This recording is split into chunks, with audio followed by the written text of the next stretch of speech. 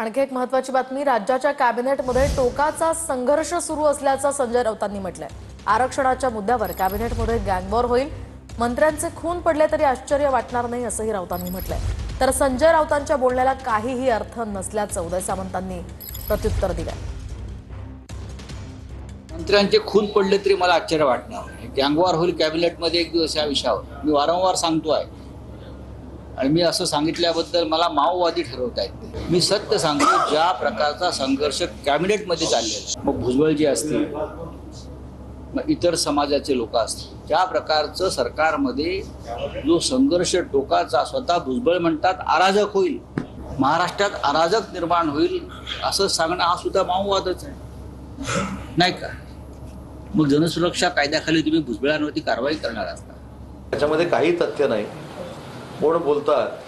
आता खरं तर तुम्ही याचा थोडा ॲनालिसिस केला पाहिजे की जे बोलतात त्यांच्या म्हणण्याला काय अर्थ आहे का, त्या म्हणण्याला काही तर्क आहे का? त्यांनी लोकसभेला जे भाकीत केलं होतं ते खरं ठरलं का? विधानसभेला भाकीत केलं ते खरं ठरलं का? हम अभी उपराष्ट्रपती पद के चुनाव में जीतेंगे ही पण मुंबईतनं वल्गना झाली होती, ते जिंकले का?